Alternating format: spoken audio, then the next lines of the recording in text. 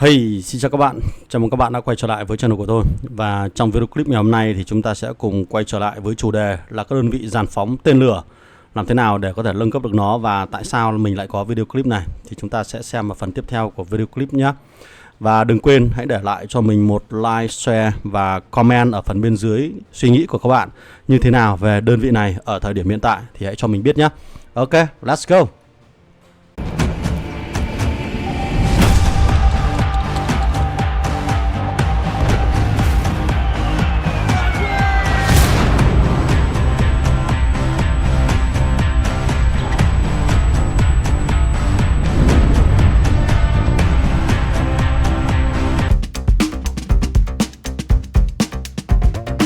Rồi, trước khi mà bắt đầu vào cái phần chính của video thì chúng ta sẽ cùng xem lại cái video clip của mình đã đăng tải ở trên kênh.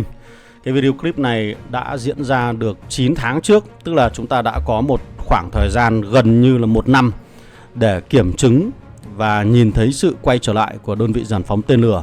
Và mình thấy có khá là nhiều chiến trường và rất nhiều người chơi đã sử dụng đơn vị này để tấn công các căn cứ kể từ khi mà anh chàng là lãng khách tương lai xuất hiện.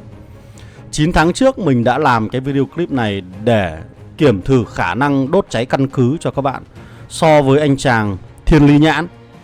Và thực sự là khi được triển khai trên các đơn vị dàn phóng tên lửa, nó đã đem lại một số thay đổi rất lớn về meta, về cách lựa chọn các đơn vị để tham chiến ở trên chiến trường. Thì sau 9 tháng chúng ta đã có đủ thời gian để cho tất cả những người chơi mà đang chơi theo đơn vị pháo binh có thể dịch chuyển sang một đơn vị là dàn phóng tên lửa và kiểm chứng được cái sức mạnh của đơn vị này. Ok, rồi thì video của mình sẽ hướng dẫn những anh em nào chúng ta đang chơi ở các máy chủ mới mà có nhu cầu, có mong muốn để nâng cấp được đơn vị này và cách chơi như thế nào. Chúng ta sẽ cùng xem ở phần tiếp theo của video clip. Hiện tại là sau 9 tháng chúng ta đã thấy được sự hiệu quả của anh chàng này như thế nào nhá. Ok.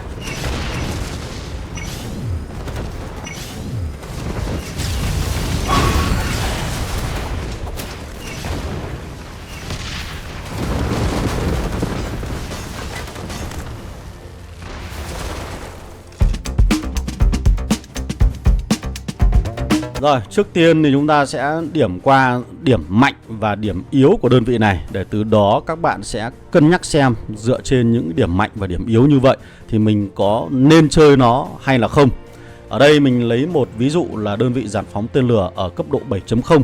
Tuy nhiên nó cũng sẽ áp dụng cái điểm mạnh và điểm yếu này cho các cấp độ tiếp theo, kể cả khi các bạn nâng cấp nó lên đến hiện đại. Thì ở trong này, đơn vị dàn phóng tên lửa của chúng ta là một binh chủng giáp. Các bạn lưu ý, đây là binh chủng giáp cho nên nó có giáp và nó được coi như là các binh chủng giống như xe tăng, chứ không phải thuộc hàng binh chủng là của pháo. Mặc dù nó có biểu tượng của pháo nhưng thuộc tính của nó là loại đơn vị giáp. Đơn vị giáp này sẽ bao gồm cả xe tăng hạng nhẹ, xe tăng hạng trung, trực thăng, xe tăng chiến đấu chủ lực. Tất cả những đơn vị xe tăng khác đều là đơn vị giáp. Còn ngoài ra chúng ta còn có là đơn vị người. Ví dụ như là bộ binh hoặc là pháo binh sẽ là đơn vị người. Điển hình đây mình sẽ cho các bạn nhìn thấy ngay. Ví dụ đây là pháo này. Đấy, binh chủng của nó là người. Đó.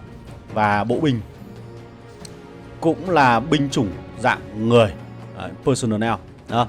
Đấy, đây chính là cái điểm khác biệt của đơn vị dàn phóng tên lửa. Nó là đơn vị giáp. Các bạn nhớ cho mình cái này để tí nữa tại sao nó lại là nhược điểm của đơn vị dàn phóng tên lửa. Cái thứ hai, nó được liệt kê vào nhánh pháo nhưng tầm bắn của nó chỉ là 3 ô lưới. Nó ngắn hơn rất nhiều so với những đơn vị pháo lựu khác, ví dụ như pháo chống tăng, pháo lựu của Liên minh Tự do hoặc là pháo lựu của Đảng Trật tự. Tất cả những đơn vị khác nó đều có khả năng là lên 4 ô. Cộng thêm các sĩ quan, cộng tầm bắn nó sẽ thành 5 ô. Nhưng đơn vị dàn phóng tên lửa của chúng ta chỉ có tầm bắn là 3 ô. Cho nên là gì? Mặc dù được liệt kê vào nhánh pháo nhưng mà tầm bắn của nó rất ngắn. Cho nên các bạn sẽ cần phải tiếp cận khá gần đối phương thì chúng ta mới có thể tấn công được. Thế thì tại sao cái đơn vị giáp này, cái thuộc tính của đơn vị giáp nó lại là nhược điểm của đơn vị này? Thứ nhất là đơn vị giáp nhưng giáp của nó chỉ có 24 mini.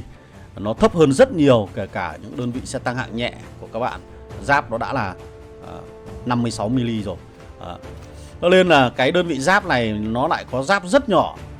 Thế thành ra nó sẽ là mồi, nó sẽ là con mồi của những đơn vị máy bay ném bom của Đảng Trật tự. Những đơn vị máy bay ném bom này có khả năng bắn vào các đơn vị giáp cực kỳ lớn. Bắn vào các đơn vị giáp này nhân 200%. Đó. Thế thành ra là gì? Đơn vị dàn phóng tên lửa của chúng ta sẽ là con mồi khá nhiều ở trên chiến trường. Khi ra chiến trường chúng ta sẽ là mục tiêu của các đơn vị máy bay ném bom của Nga, nó sẽ nhắm đến. Chỉ đổi lại được cái ưu điểm là tốc độ di chuyển nhanh. Nó được liệt kê vào nhánh pháo nhưng tốc độ của nó di chuyển nhanh hơn rất nhiều so với pháo, tức là nó đem lại độ cơ động cực kỳ cao. Đó, ưu điểm chỉ có như vậy thôi. Rồi một cái ưu điểm nữa là khả năng tấn công vào công trình phòng thủ, tấn công vào các cái công trình, gây ra sát thương là 350%, lớn hơn rất nhiều so với tất cả các đơn vị ở trong trò chơi game này. Tấn công lên đơn vị người là 200%, điều đó nó sẽ giúp cho các đơn vị dàn phóng tên lửa chúng ta tấn công vào các đơn vị pháo lựu, rồi là bộ binh, nó gây ra sát thương lớn. Thậm chí là bộ binh mà ở dạng công trình phòng thủ, tức là dạng lô cốt, dạng bong ke ấy, thì nó lại nhận thêm là 350%. Điều đó nó khiến cho bộ binh sẽ rất sợ cái đơn vị dàn phóng tên lửa này. Thế nên là đây chính là những cái thông số kỹ thuật của đơn vị dàn phóng tên lửa. Nó khiến cho cái đơn vị này cực kỳ khó chơi. Khó chơi ở chỗ là gì? Nó sở hữu tốc độ cao nhưng độ bền thì lại thấp và giáp lại yếu. Và nó là mục tiêu của rất nhiều các đơn vị khác ở trên chiến trường. Do là giáp bé cho nên là các đơn vị khác nó bắn vào nó tèo rất nhanh. Đó, tèo rất nhanh, cho nên là chúng ta sẽ phải tận dụng cái độ cơ động của đơn vị này và khả năng phá công trình của đơn vị này để chúng ta có thể triển khai lối chơi làm sao cho lên linh hoạt. Như vậy thì dựa vào những đặc điểm như thế này thì chúng ta sẽ sử dụng đơn vị này trong những tình huống nào? Thứ nhất là các bạn đang có ưu thế về không quân thì chúng ta hoàn toàn có thể sử dụng đơn vị này tốt. Nó sẽ giúp chúng ta đi đốt cháy các căn cứ cực kỳ khỏe. Các bạn chỉ cần có trong tập đoàn quân của chúng ta có một đơn vị bộ binh có khả năng chống chịu tốt, sau đó là 14 con dàn phóng tên lửa, chúng ta đốt cháy các căn cứ rất nhanh. Đó. Bởi vì nó có sự cơ động, chúng ta đi di chuyển nhanh hơn pháo rất nhiều. Cái này là các bạn ai mà chơi đơn vị dàn phóng tên lửa này là chúng ta đã có trải nghiệm rồi. Cái thứ hai là chúng ta có thể sử dụng đơn vị này xung quanh căn cứ của chúng ta trong bán kính khoảng độ 20 đến 30 thậm chí 50 km đổ lại thôi, để khi chúng ta chạy ra chúng ta bắn vào đối phương một loạt, sau đó chúng ta lại rút về căn cứ để reset lại cái nhắm mục tiêu của các đơn vị máy bay ném bom. Còn nếu như chúng ta đi xa quá thì máy bay ném bom nó sẽ target vào đơn vị dàn phóng tên lửa của chúng ta, và khi đó chúng ta chạy về nhà sẽ không kịp, trong trường hợp là chúng ta ưu thế không quân của chúng ta chưa thể hiện rõ rệt. Đấy, chúng ta sẽ chơi được trong hai tình huống đấy. Ngoài ra thì khi mà hai bên đang giao tranh với nhau và kể cả không quân chúng ta đang cân bằng, các bạn hoàn toàn có thể sử dụng được đơn vị này ở trong các pha giao tranh trên chiến trường luôn. Đấy. Thế thì muốn sử dụng được đơn vị này một cách thành thạo và đem lại lợi thế lớn thì các bạn có lẽ sẽ cần phải học tập và sử dụng nhuần nhuyễn nó hơn thì chúng ta mới có thể đem nó ra được chiến trường. Chứ nếu không là chúng ta sẽ bị lỗ, bị âm kill. Ok, rồi tiếp theo là đến phần sĩ quan. Sĩ quan thì mình sẽ recommend các bạn hai cái sĩ quan ở hàng đầu tiên mà mình đang có là Lãng Khách Tương Lai và Thiên Lý Nhãn. So với tất cả các sĩ quan khác thì đây là hai sĩ quan dành cho những người chơi free to play mà rất là phù hợp với đơn vị dàn phóng tên lửa. Trong đó thì mình sẽ ưu tiên nâng cấp anh chàng Lãng Khách Tương Lai trước, bởi vì anh chàng này là thế hệ thứ 4 so với Thiên Lý Nhãn mới chỉ là thế hệ thứ 3 thôi. Cho nên những người chơi ở các máy chủ mới bắt đầu từ máy chủ 160 trở đi thì chúng ta bắt đầu nghiên cứu vào nhánh pháo thì các bạn hoàn toàn có thể nghiên cứu nâng cấp anh chàng này sau khi các bạn đã có cô nàng Antonia Shevchenko. Cô nàng này là bắt buộc phải có để nó tăng tầm bắn của đơn vị pháo lên, để chúng ta có thể giao tranh tốt trên chiến trường. Còn nếu như các bạn quá vượt trội về không quân thì thậm chí không cần cô nàng này mà triển khai luôn hai anh chàng ở hàng đầu tiên này. Rồi thì sau khi mà chúng ta đã có Antonia Shevchenko thức tỉnh thì các bạn sẽ nhắm tiếp theo đến anh chàng là Lãng Khách Tương Lai. Đấy, toàn bộ tượng vàng các bạn đầu tư vào trong anh chàng này. Thì mình đoán là sau khi các bạn hết cái giai đoạn thành phố cấp 3 và bắt đầu lên giai đoạn thành phố cấp 4 là chúng ta đã có thể đi được một nửa chặng đường của anh chàng này rồi, và chúng ta hoàn toàn có thể triển khai cho các đơn vị dàn phóng tên lửa tốt. Sau đó thì sau khi mà nâng cấp được thức tỉnh được anh chàng này thì sĩ quan của chúng ta sẽ là anh chàng Lãng Khách Tương Lai cộng với cô nàng Anh Hùng Nhân Dân này. Đây là cặp đôi tuyệt vời. Và cuối cùng sĩ quan thứ 3 sẽ là anh chàng Thiên Lý Nhãn. Và sau khi bạn đã có hai anh chàng này thức tỉnh thì chúng ta cho nó bắt cặp với nhau để đưa nó ra chiến trường để có thể chiến đấu. Rồi, về sĩ quan của quầy rượu, khi các bạn chơi các đơn vị về pháo binh thì chúng ta sẽ lựa chọn các sĩ quan quầy rượu, ví dụ như là tóc đỏ là một, và cái thứ hai là hắc quản gia, nữ thần tự do. Ba cái sĩ quan pháo binh này đang thể hiện ưu thế vượt trội rất nhiều. Cô nàng nữ thần tự do và hắc quản gia nó sẽ cho chúng ta thêm cái tầm bắn lên 1 ô, khá là phù hợp với các đơn vị về pháo binh. Và sau này chúng ta sẽ xây dựng các đội hình pháo binh thứ hai, đội hình pháo binh thứ ba, đội hình pháo binh thứ tư, thì dĩ nhiên là chúng ta sẽ cần phải có các cái sĩ quan mà có tăng tầm bắn này. Còn cô nàng tóc đỏ nó sẽ có khả năng gây ra lượng sát thương rất lớn liên quan đến cháy, khả năng gây ra sát thương cháy và kỹ năng tăng cường sát thương kỹ năng sĩ quan lên đến 40%. Nó khiến cho cô nàng này có khả năng gây ra lượng sát thương cực kỳ lớn, đặc biệt nếu như triển khai được trên các đơn vị dàn phóng tên lửa thì nó đốt cháy căn cứ cực kỳ nhanh. Đó, đấy là định hướng về những quầy rượu, thì các bạn có thể lựa chọn một trong ba cái sĩ quan đó. Phần tiếp theo sẽ là hướng dẫn mà chúng ta có thể học kỹ năng. Thì đối với các đơn vị mà chuyên về tấn công các công trình phòng thủ thì các bạn sẽ ưu tiên những kỹ năng mà tăng cường cái khả năng gây ra sát thương cho các mục tiêu là dạng công trình phòng thủ như thế này. Đấy, bao gồm là bộ binh ở trạng thái low cost này, căn cứ và các cái công trình bản đồ ở trên Cairo hoặc là Alexandria, thì chúng ta học cái kỹ năng này. Ví dụ như của anh chàng pháo đài thép. Ngoài ra các bạn có thể học cái kỹ năng của anh chàng Spanner, một trong số những sĩ quan miễn phí mà đây, kỹ năng này miễn phí nhưng cũng cho chúng ta một hiệu quả tương tự. Thì anh chàng này có thể kiếm được thông qua việc các bạn làm nhiệm vụ hàng ngày là nâng cái kỹ năng này trước. Đấy, sau đó lên được 25% là chúng ta đã cho tướng của chúng ta học tập và đi đốt các công trình phòng thủ rất nhanh. Đây là một cái kỹ năng. Mình lấy ví dụ.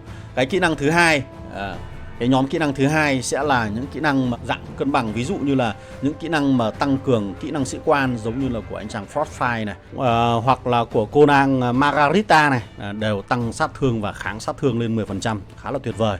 Trong tình huống này mình có thể học cái kỹ năng này để làm cái bổ sung. Đó. Tương tự như vậy, cái bộ kỹ năng này chúng ta cũng có thể áp dụng cho tướng thứ hai của chúng ta là Thiên Lý Nhãn, cũng học một cái kỹ năng tăng cường khả năng phá công trình phòng thủ. Đấy. Ví dụ như của anh chàng này, đây cũng có 25% này. Đấy.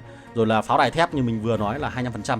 Sau đó là cũng là một kỹ năng dạng cân bằng khác là tăng cường về sát thương hoặc là kháng sát thương, hoặc là hỏa lực 15% và độ bền 5% cũng là ok nhé. Đấy, thì đấy là một cái hướng học tập kỹ năng sĩ quan. Ngoài ra thì sau này mà các bạn có điều kiện thì chúng ta có thể học tập kỹ năng sĩ quan của các sĩ quan quầy rượu liên quan đến khả năng tấn công, ví dụ như là tăng cường sát thương kỹ năng sĩ quan như của cô nàng tóc đỏ này này.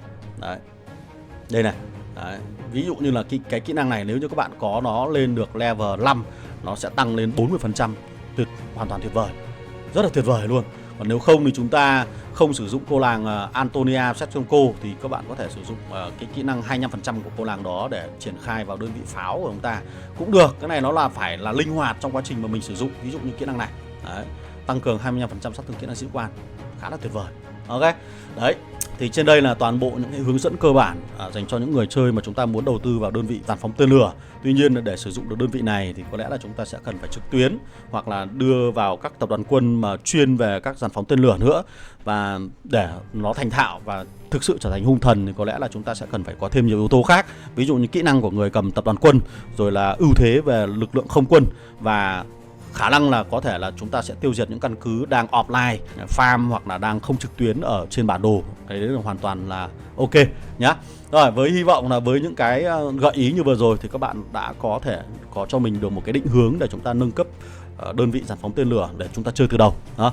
Còn một điều tuyệt vời nữa là đơn vị dàn phóng tên lửa này có thể là một đơn vị phụ, tức là ở core thứ hai hoặc là core thứ ba. Đấy, để chúng ta có thể thay thế. Trong khi đó thì hai đơn vị chính đầu tiên chúng ta vẫn là pháo lựu của Liên minh Tự do và pháo lựu của Đảng Trật tự rồi. Thì đến đơn vị pháo thứ ba chúng ta có thể hoàn toàn cân nhắc giữa pháo của sư đoàn tiên phong hoặc là dàn phóng tên lửa, hoàn toàn là tuyệt vời. Ok. Đấy, thì đây là một vài những gợi ý để cho bạn có thể tiếp cận dễ dàng hơn đối với trò chơi này. Còn tương lai nó có thể ra mắt những cái đơn vị sĩ quan khác, tăng cường thêm những cái đặc trưng cho các đơn vị, thì chúng ta sẽ quay trở lại với các cái phần tiếp theo của video clip về sau. Rồi, cảm nhận của bạn như thế nào về đơn vị này thì cũng đừng quên để lại phần bình luận để chúng ta cùng nhau thảo luận thêm nhé. Còn bây giờ Xin chào và hẹn gặp lại các bạn ở trong các video clip lần sau. Đừng quên để lại một lượt like nhé. Goodbye.